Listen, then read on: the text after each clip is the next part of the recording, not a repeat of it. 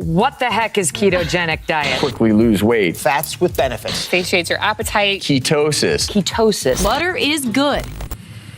Explain yourself. The ketogenic diet. Let's break down what all this hype is about. I'm gonna tell you what it is, briefly how it works, and discuss some of the claims that are most commonly made on the subject. Let's get started. Before we get into the ketogenic diet, let's break down some very simple nutrition basics. There are three major macronutrient groups that we're gonna be paying attention to: proteins, fats, and carbs. These are nutrients that you find in the foods you eat every single day. The standard American diet consists of 35% of fats, 15% of proteins, and 50% of carbs. Now, if you're looking at the ketogenic diet, the numbers are quite different, with 75% being fats, 20% being proteins, and only 5% being carbs. Think about that. That's 10 times less carbs than in the standard American diet. Let's say you switch from your standard diet to a ketogenic diet. What happens inside of your body? Your body deals with this very low carb consumption in two ways. First, it enters a state called ketosis, which shifts your body's energy source to primarily fats, which basically means that it breaks down fats into something known as ketones, hence ketosis, and then uses those for energy. Simply put, your body begins to burn fat as its primary energy source and moves away from glucose, which is a carbohydrate. The process of going into ketosis does take a few days, and during those days, people experience some adverse side effects: brain fog, irritability, nausea, GI discomfort. Some people label this the keto flu. I don't feel so good. The second process your body uses is gluconeogenesis, which sounds scary, but it's really not. All it is your body creating glucose, because not all cells can function on fats alone. Fun fact here, for survival purposes, you don't need to consume any carbs as long as you're getting enough fats and proteins.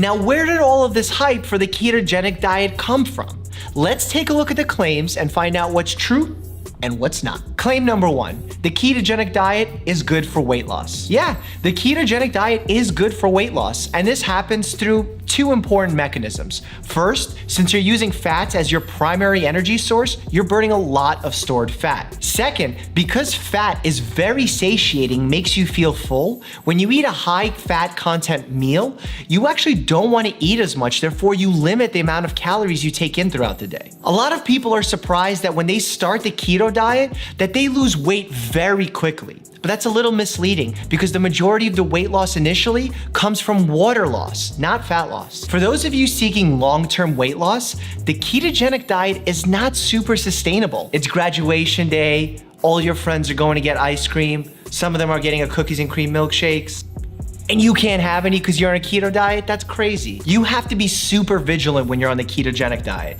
because carbs have this nasty habit of just sneaking into your foods. Ketchup, high carb food, apples, bananas, cookies and cream milkshakes. Well, I just love cookies and cream milkshakes. And so much for having a celebratory drink with your friends. No to alcohol. Claim number two, the ketogenic diet is good for the brain.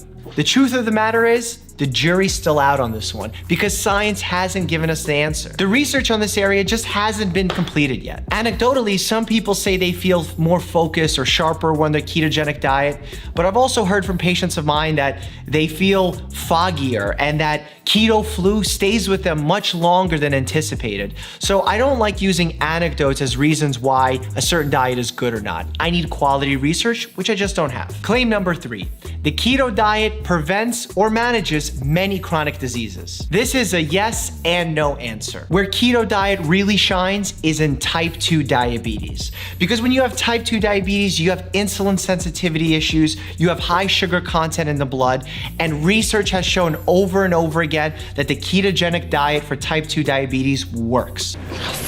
We have to talk about childhood epilepsy, because that's where the keto diet actually got its roots. We can actually prescribe the ketogenic diet to children who have refractory epileptic seizures, and what we find is once they get into a state of ketosis, they have a decreased frequency of these seizures. It works, it's proven, it's evidence-based science. The ketogenic diet has shown some promise in the field of oncology, aka cancer. It's not ready to be a prime time cancer treatment just yet, and the research doesn't fully fully support it to be a preventive measure for developing cancer. But what we do know is that some promise is there and more research needs to be done.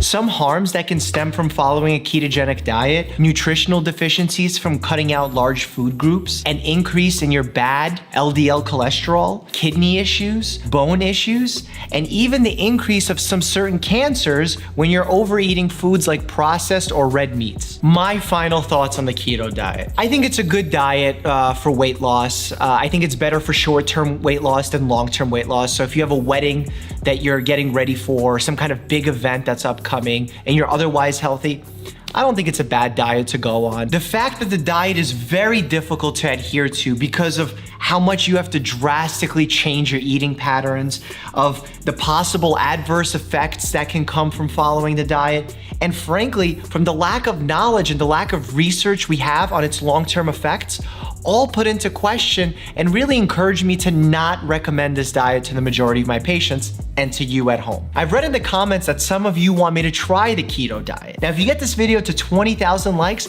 I will try the keto diet and I'll take you on the journey along with me. As always, stay happy and healthy. We have to talk about childhood epilepsy because that's where the keto diet actually got its roots, found its roots. Began its roots? Itchy nose syndrome. I don't know how to do these. Do I do it the whole time? I said keto flu. The keto flu.